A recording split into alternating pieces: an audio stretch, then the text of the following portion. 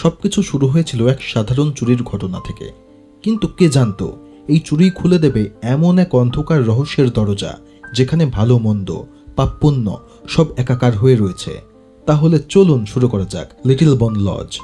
মুভির শুরুতে আমরা একটি পরিবার দেখতে পাই, যেখানে একটি মেয়ে নাম মেইসি তার মা এবং বাবার সঙ্গে বসবাস করে। আজ তার বাবার জন্মদিন, যার জন্য মেইসি একটি কেক বানিয়েছে। সে কেকটি নিয়ে তার বাবাকে উইশ করে, আর এখান থেকে আমরা বুঝতে পারি তার বাবা প্যারালাইজড, যার কারণে সে হাঁটতে বা কথা বলতে পারে না, তাই সবসময় সে একটি হুইল চেয়ারে থাকে।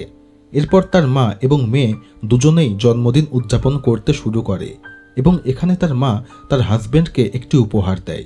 এটি ছিল একদম ব্যতিক্রমধর্মী এবং অদ্ভুত ধরনের উপহার, কারণ এর মধ্যে ছিল বেশ কিছু অস্ত্র, আর তার বাট হিসাবে ব্যবহার করা হয়েছিল বোন মানে হাড়, আর এটি তৈরি করেছিল তার ওয়াইফ মানে মেইসির মা নিজে। যাই হোক, মেইসির বাবা ভালো করে এগুলো লক্ষ্য করে, কিন্তু সে কিছুই করতে পারে না, তবে বোঝা যাচ্ছিল সে প্রচণ্ড কষ্ট পাচ্ছে। এরপর মেইসির মা রোজ তার হাজব্যান্ডকে একটি ইনজেকশন দেয় এবং এরপরে তাকে কেক খাওয়ানোর চেষ্টা করে। ঠিক তখনই দরজায় কেউ নক করে। সে অবাক হয় যে এ সময় এখানে কে হতে পারে। তখন মেইসি এবং রোজ দরজার দিকে আগাতে শুরু করে। ধীরে ধীরে দরজায় নক করা বাড়তেই থাকে, যার কারণে তারা দুজন ভয় পেয়ে যায়। যখন নক করা থামে তখন বাইরে থেকে সাহায্যের আবেদন আসে। রোজ ছিদ্রের মধ্যে দিয়ে দেখে, তারা দেখতে পায় বাইরে একটি ছেলে দাঁড়িয়ে রয়েছে এবং তার সঙ্গে আরও একটি ছেলে রয়েছে যে মারাত্মকভাবে আহত। তাদের এগুলো বেশ কিছুটা অস্বাভাবিক লাগে, তাই তারা বলে দেয় তারা কোনো রকমের হেল্প করতে পারবে না। কিন্তু তখনই দরজার অপর পাশ থেকে বলে তারা যদি হেল্প না করে তাহলে সে তার বড় ভাইকে বাঁচাতে পারবে না, কারণ সে মারাত্মকভাবে আহত হয়েছে। তাই এখন রোজ তাদেরকে সাহায্য করতে রাজি হয়ে যায় এবং তাদের দুইজনকে ভেতরে নিয়ে আসে। সেই ছেলে তার আহত ভাইকে বাড়ির মধ্যে নিয়ে আসে। তার পেটে একটি রড ঢুকে গিয়েছিল, দুজনেই মারাত্মকভাবে ভয় পেয়েছিল। সেই ছেলে বলে, আমরা অনেক দূর থেকে আসছিলাম, কিন্তু পথে অন্ধকারের কারণে আমাদের গাড়ি দুর্ঘটনায় পড়ে এবং আমি জানি না কিভাবে একটি রড আমার ভাইয়ের পেটের মধ্যে ঢুকে যায়। আমার নাম ম্যাট এবং আমার বড় ভাইয়ের নাম জ্যাক। রোজ এখন জ্যাকের অবস্থা দেখে বুঝতে পারে যে ট্রিটমেন্ট দ্রুত করা না হলে জ্যাককে কোনোভাবেই বাঁচানো যাবে না। তাই এখন সে ম্যাটের সাহায্যে জ্যাককে একটি স্থানে শুইয়ে দেয়। প্রথমে সে তার পেট থেকে রডটা বের করে, তারপর তার ক্ষত স্থানগুলো সেলাই করে দেয়। রোজ কোনো রকমের নার্স বা ডক্টর ছিল না, তারপরেও সে নিখুঁতভাবে রডটি বের করে নিয়ে আসে এবং সেলাই করে দেয়, যেন সে এই কাজ বহু বছর ধরে করে আসছে। আর এখানে সবথেকে বড় অদ্ভুত ব্যাপার, সে হসপিটালে কোনো রকমের কলও করেনি, মানে সে নিশ্চিত ছিল যে সে এই ব্যাপারটা পুরো নিজেই হ্যান্ডেল করতে পারবে।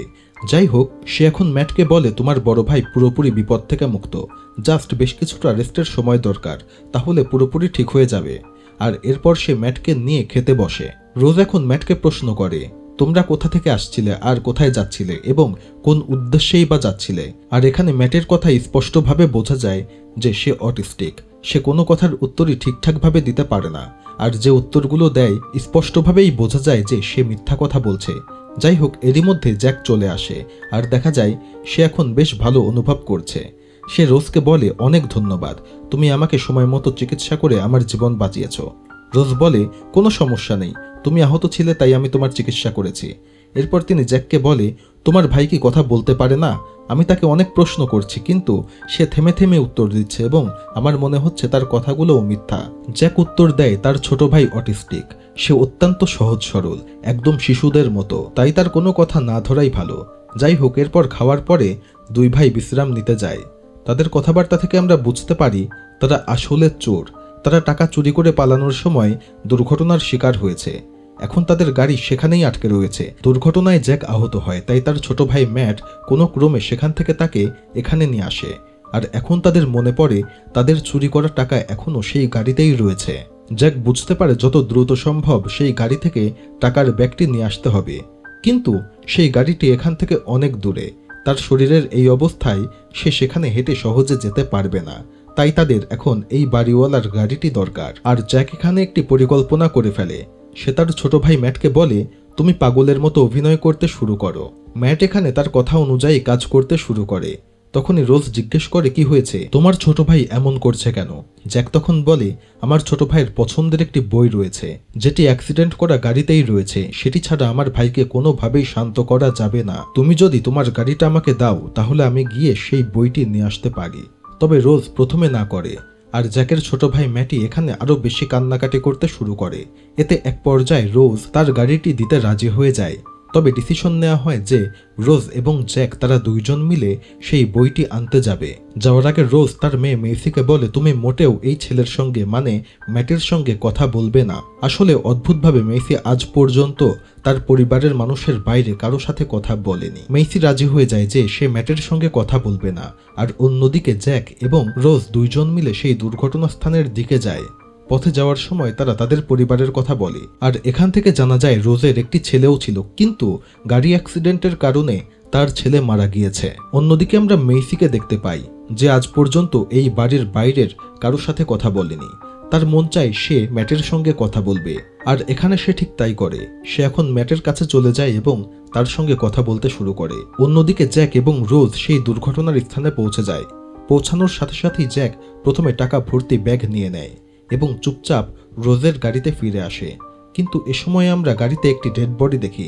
জ্যাক এটি জানতো যে সেখানে একটি ডেড বডি রয়েছে, তবে রোজও এটি দেখে ফেলে। যখন তারা দুজন আবার গাড়িতে করে ফিরছিল, রোজ জিজ্ঞেস করে, সেই ডেড বডি কার? তুমি কি কাউকে খুন করেছো? এসব কি হচ্ছে? জ্যাক এখন রেগে যায় এবং সেই মহিলার দিকে বন্দুক তাক করে। সে বলে, তুমি শান্তভাবে থাকো, বেশি প্রশ্ন করো না, তাহলে আমি তোমাকে মেরে ফেলবো। এরপরে জ্যাক তাকে একটি পাবলিক টেলিফোনের পাশে গাড়ি থামাতে বলে। সে তাই করে। সেখানে এসে জ্যাক তার বসের সঙ্গে ফোনে কথা বলে। বস জিজ্ঞেস করে টাকা ভর্তি ব্যাগ এবং তার ছেলের ব্যাপারে। এখানে আমরা বুঝতে পারি যে গাড়িতে যেই ডেড বডি ছিল সেটি ছিল এই বসের ছেলের, কিন্তু সে এখন মৃত। জ্যাক বসকে মিথ্যা কথা বলে, তোমার ছেলে আমার সঙ্গেই রয়েছে এবং টাকাও রয়েছে, সবকিছু পুরোপুরি নিরাপদ, তুমি এসে টাকা ভর্তি ব্যাগ নিয়ে যাও। আর জ্যাক এখানে তার বসকে এই মহিলার বাড়ির ঠিকানা দিয়ে দেয়। অন্যদিকে আমরা দেখতে পাই মেসি এবং জ্যাকের ভাই একসঙ্গে রেডিও শুনছে। তখন একটি খবর শোনা যায়, সেখানে বলা হয় দুই ভাই চুরি করে পালিয়েছে এবং এই দুই ভাই অন্য কেউ নয়, জ্যাক এবং তার ভাই ম্যাট। ম্যাট যেহেতু অটিস্টিক ছিল তাই সে এটি শুনে নিজেকে কন্ট্রোল করতে পারে না এবং সে রেডিও ছুঁড়ে ভেঙে ফেলে। সে বলে এমন কিচ্ছু হয়নি। এরপর জ্যাক এবং রোজ এখানে ফিরে আসে, কিন্তু রোজ এখানে কিচ্ছু বলে না, কারণ জ্যাক তাকে চুপ থাকতে বলেছিল। তবে কিছুক্ষণের মধ্যেই এখানে একটি পুলিশ অফিসার চলে আসে। সে জ্যাক আর তার ভাইকে খুঁজতে এসেছিল, কিন্তু এখানে রোজ তাদের ব্যাপারে সবকিছু লুকিয়ে যায়। এখন বাইরে বৃষ্টি হচ্ছিল আর পুলিশ অফিসারেরও কিছু একটা সন্দেহ হচ্ছিল, তাই সে চালাকি করে এক কাপ কফি বানাতে বলে। এরই মধ্যে অফিসার বাড়ির ছবিগুলো ভালোভাবে দেখতে থাকে, যার ফলে অফিসারের মাথায় অন্য একটি মামলার কথা চলে আসে, যেখানে একটি মহিলা হঠাৎ করেই নিখোঁজ হয়ে গিয়েছিল, কিন্তু তার পরিবারের সঙ্গে কিছুই ঘটেনি। তার পরিবার এখনও বেঁচে রয়েছে। আর সবথেকে আশ্চর্যের বিষয়, সেই পরিবার এই পরিবার এবং হিসাব মতে মেসির মা নিখোঁজ হয়ে গিয়েছিল। আর মেসির মা যদি নিখোঁজই হয়ে যায়, তাহলে বর্তমানে যেই মহিলা রয়েছে মানে রোজ, সে আসলে কে? পুলিশ অফিসার এখানে বুঝতে পারে এই মহিলা এখানে মেসির মা সেজে বসবাস করছে। তবে সে কিছু করতে পারার আগেই সেখানে জ্যাক চলে আসে এবং পুলিশ অফিসারের উপরে আক্রমণ করার চেষ্টা করে। দুজনের মধ্যে এখানে প্রবল হাতাহাতি হয়। তবে এরই মধ্যে সেখানে রোজ চলে আসে এবং গুলি করে সেই অফিসারকে মেরে ফেলে। এদিকে আমরা লক্ষ্য করি যে মেসির বাবা মানে রোজের নকল স্বামী বেশ কিছুটা সুস্থ এবং সে ধীরে ধীরে দাঁড়াচ্ছে। সে কিছু একটা বলার চেষ্টা করছিল, তবে এই অবস্থা দেখে রোজ দ্রুত একটি ইঞ্জেকশন নিয়ে আসে এবং সেই ইঞ্জেকশন দিয়ে তাকে আবারও অচেতন করে ফেলে। আর এখান থেকে আমরা বুঝতে পারি মেসির বাবা আসলে প্যারালাইজড না, তাকে এই মহিলা ইঞ্জেকশন দিয়ে প্যারালাইজড বানিয়ে রেখেছে। তার মানে এর ভেতরে গভীর কোনো রহস্য রয়েছে। যাই হোক, এসব কর্মকাণ্ড দেখে মেসি এখন প্রচণ্ড ভয় পেয়ে যায়। তবে মেসির মা রোজ এখন তাকে সান্ত্বনা দেয় এবং তাকে বোঝায়। সে কিছুক্ষণের মধ্যেই মেসিকে শান্ত করে ফেলে এবং এরপরে তারা দুজন মিলে সেই অফিসারের ডেড বডি বাইরে রেখে দিয়ে আসে। আর সেখানে আশেপাশে কিছু গুলি করে, এমন একটি ভাব সৃষ্টি করে যাতে দেখে মনে হয় যে এখানে সন্ত্রাসীদের গোলাগুলি হয়েছিল, যার ফলে এই অফিসার মারা গিয়েছে। অন্যদিকে আমরা জ্যাক এবং তার ছোট ভাই ম্যাটিকে দেখতে পাই। তারা এখন বাড়ি থেকে বের হয়ে আসে, কারণ জ্যাক বুঝতে পারে এই মহিলা সাধারণ কোনো মহিলা না। কিন্তু তখনই জ্যাকের মনে পড়ে সে টাকা ভর্তি ব্যাগ বাড়িতেই রেখে এসেছে, তাই এখন সেই টাকা আনতে ভেতরের দিকে যাওয়ার চেষ্টা করে। কিন্তু তখন তার ছোট ভাই তাকে বোঝায় টাকার থেকে জীবনের মূল্য অনেক বেশি, তাই ভেতরে যাওয়া ঠিক হবে না। কিন্তু এই টাকার জন্যই সবকিছু, তাই সে এখন তার ছোট ভাইকে বাইরে অপেক্ষা করতে বলে এবং জানালা দিয়ে ভেতরে ঢুকে পড়ে। এটি ছিল একটি গোপন রুম, আর এখানে একটি মহিলা খুব খারাপ অবস্থায় পড়েছিল। তার অবস্থা এতটাই খারাপ ছিল যে তার মুখটা পর্যন্ত চেনা যাচ্ছিল না, এবং সবথেকে কষ্টের বিষয় সেই মহিলার 2 হাত পা কাটা ছিল। আর এখানে পুরো রহস্য বের হয়ে আসে। এখানে জ্যাক জানতে পারে যে এই মহিলা আসলে এই বাড়ির প্রকৃত মালিক, এবং মেইসি তারই মেয়ে এবং হাজব্যান্ডটিও তার। আর যেই মহিলাকে এখানে দেখা যায় সেই তার এবং তার হাজব্যান্ডের এই অবস্থা করেছে। তবে তাদের মেয়ে মেইসি এ ব্যাপারে কিছুই জানে না, কারণ যখন এই ঘটনা ঘটেছিল তখন মেইসি ছিল খুবই ছোট, যার ফলে তার কোনো ঘটনা মনে নেই। আসলে অনেক আগে সে একবার এক গাড়ি অ্যাক্সিডেন্ট করেছিল, আর সেই অ্যাক্সিডেন্টের ফলে রোজ নামের মহিলার এক ছেলে মারা যায়। আর এই রোজি হচ্ছে সেই মহিলা যে তাদেরকে কিডন্যাপ করে রেখেছে। আসলে সে তাদের উপরে প্রতিশোধ নিচ্ছে। সে সবার প্রথমে মেইসির বাবাকে এমন একটি মেডিসিন দেয় যার ফলে সে প্যারালাইজড হয়ে যায়, এবং এরপর সে মেইসির মায়ের উপরে আক্রমণ করে এবং তার হাত পা কেটে দেয়, এবং তাকে এই অবস্থাতেই এখানে জীবিতভাবে রেখে দেয়। শুধু তাই না, মেইসি তখন ছিল অনেক ছোট, তাই সে তখন তাকে বোঝায় যে সেই তার আসল মা। আর মেইসি যেহেতু ছোট ছিল তাই সে এখন এই রোজকেই মা হিসাবে জানতে শুরু করে। আর মেইসির আসল মা যাতে আরও বেশি কষ্ট পায় এজন্য সে মেইসির মায়ের রুমে অনেকগুলো সিসি ক্যামেরা রেখে দেয়, যার ফলে সে দেখতে পারে যে কিভাবে রোজ নামের এই মহিলা তার পুরো পরিবারকে দখল করে নিয়েছে। অ্যাকচুয়ালি এই রোজ নামের মহিলা ছিল পুরোপুরি সাইকো, অনেকটা অটিস্টিক টাইপের। আর সবথেকে বড় কথা যে যেই অ্যাক্সিডেন্টে রোজের ছেলে মারা গিয়েছিল তা নেহায়েতই একটি অ্যাক্সিডেন্ট ছিল, তাতে আসলে মেইসির মায়ের তেমন কোনো দোষ ছিল না। এখানে আরও জানা যায় যে মেইসির বাবার জন্মদিনে যেই ছুরি উপহার দেয়া হয়েছিল সেই ছুরির বাট মেইসির মায়ের শরীরের হাড় থেকেই তৈরি করা হয়েছিল। যাই হোক, মেইসির মা এখন জ্যাককে অনুরোধ করে যাতে সে তাকে মেরে ফেলে এবং এই যন্ত্রণা থেকে মুক্তি দেয়। জ্যাক অনেক কিছু চিন্তা ভাবনা করে এবং শেষ পর্যন্ত সেও বুঝতে পারে এটিই হবে সবথেকে সহজ এবং সুন্দর উপায়। তাই সে না চাইলেও এখানে মেইসির আসল মাকে মেরে ফেলে। আর এসব ঘটনা শুনে সে একদম হতভম্ব হয়ে যায়। যাই হোক, কিছুক্ষণ পরে সে সেই টাকা ভর্তি ব্যাগ নিয়ে সেখান থেকে বের হওয়ার চেষ্টা করে, কিন্তু তখনই সে মেইসিকে দেখতে পায়। সে দ্রুত মেইসিকে নিয়ে আলাদা একটি রুমে চলে আসে এবং সেখানে সে তাকে সবকিছু খুলে বলে। প্রমাণস্বরূপ সে মেইসিকে তার মায়ের একটি আসল ছবিও দেখায়। সেটি দেখে এখন মেইসি সকল কিছু বিশ্বাস করে। সে খুব দুঃখ পায় এবং বলে, হ্যাঁ, আমার মাঝে মাঝে এটি মনে হতো, কারণ নিজের মা কখনো মেয়ের সঙ্গে এরকম অদ্ভুত বিহেভ করে না। সে আজ পর্যন্ত আমাকে বাইরে কারোর সঙ্গে কথাও বলতে দেয়নি। যাই হোক, জ্যাক এখানে সিদ্ধান্ত নেয় সে মেইসি এবং মেইসির বাবাকে এখান থেকে উদ্ধার করবে। সে মেইসিকে বলে, তুমি তোমার বাবাকে নিয়ে গাড়িতে বসো, আমি এক্ষুনি আমার ভাইকে নিয়ে আসছি। কিন্তু জ্যাক এখন দেখতে পায় তার ভাইকে খুঁজে পাওয়া যাচ্ছে না। আর অন্যদিকে আমরা দেখতে পাই রোজ জ্যাকের ছোট ভাইকে নিয়ে যাচ্ছে। শুধু তাই না, রোজ জ্যাকের ছোট ভাই ম্যাটকে নিজের ছেলের মতো মনে করছিল। আর অন্যদিকে ম্যাটও রোজকে তার মায়ের মতো ভালোবাসছিল, কারণ ম্যাট মানসিকভাবে অসুস্থ এবং তার জন্মের পরপরই তার মা মারা যায়। সে কখনো তার মায়ের ভালোবাসা পায়নি। রোজ যেমন ম্যাটের মধ্যে তার ছেলেকে দেখতে পায়, ম্যাটও রোজের মধ্যে তার মায়ের ভালোবাসা খুঁজে পায়। এখন জ্যাক তার ভাইকে ফিরিয়ে আনতে গেলে রোজ জ্যাকের উপরে গুলি করে, যার ফলে সে বেশ আহত হয়। তবে সময় মতো সেখানে মেইসি চলে আসে এবং কোনো ক্রমে জ্যাককে বাইরে নিয়ে আসে। আর তখন আমরা দেখতে পারি জ্যাকের বসও সেখানে চলে এসেছে। সে জিজ্ঞেস করে, এখানে এসব কি হচ্ছে, আর আমার ছেলে এবং টাকা কোথায়? এখানে জ্যাক তার বসকে বলে যে তোমার ছেলে এবং টাকা এই বাড়ির ভেতরেই রয়েছে।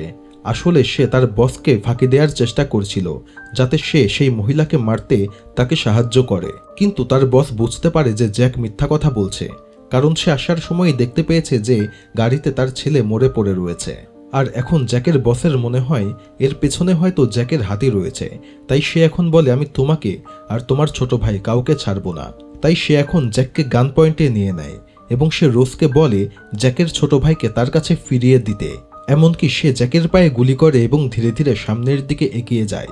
তবে এরই মধ্যে জ্যাক আহত অবস্থাতেই তার বসের উপরে আক্রমণ করে, আর এই সুযোগে রোজ গুলি করে তার বসকে মেরে ফেলে। জ্যাকের বসের এক সঙ্গীও ছিল যে পেছন থেকে রোজকে মারার চেষ্টা করে, কিন্তু এখানে জ্যাকের ছোট ভাই ম্যাট সেই সঙ্গীটিকেই মেরে ফেলে, কারণ সে রোজকে তার নিজের মা মনে করছিল। তবে এরই মধ্যে মেইসি তার বাবাকে নিয়ে সেখান থেকে পালিয়ে যায়, তবে জ্যাক সেখানেই পড়ে থাকে। এর মধ্যে অনেক দিন পার হয়ে যায় এবং দেখা যায় মেইসি তার বাবাকে চিকিৎসা করিয়েছে এবং সে এখন বেশ কিছুটা সুস্থ। পুলিশ রোজকে খুঁজছে, কারণ পুলিশদের কাছে তথ্য আছে যে সেই মহিলা অত্যন্ত বিপজ্জনক। সে একটি পুলিশ অফিসারকে খুন করেছে। শুধু তাই না, মেইসি তাদের সঙ্গে ঘটে যাওয়া সকল কিছু পুলিশকে খুলে বলেছে। এরই মধ্যে দৃশ্য চেঞ্জ হয় এবং আমরা একটি নির্জন বাড়ি দেখতে পাই, যেখানে রোজ এবং ম্যাটি ছিল। তাদের হাবভাবে স্পষ্টভাবে বোঝা যায় যে তারা একে অপরকে মা এবং সন্তান হিসাবে মেনে নিয়েছে। তবে তখনই আমরা ম্যাটের বড় ভাই জ্যাককে দেখতে পাই, যাকে এই মহিলা ধরে নিয়ে এসেছে এবং তারও হাত পা কেটে দিয়েছে। আর এখন তার সামনে একটি মনিটর রয়েছে, যার মাধ্যমে সে তার ছোট ভাইকে দেখতে পারছে এবং তার কষ্ট আরও ধীরে ধীরে বাড়ছে। সে জ্যাকের সঙ্গে তাই করেছে যা সে মেইসির মায়ের সঙ্গে করেছিল। আর এরই মধ্য দিয়ে মুভিটি এখানে শেষ হয়ে যায়। ভিডিওটি ভালো লেগে থাকলে অবশ্যই চ্যানেলটি সাবস্ক্রাইব করবেন। ধন্যবাদ।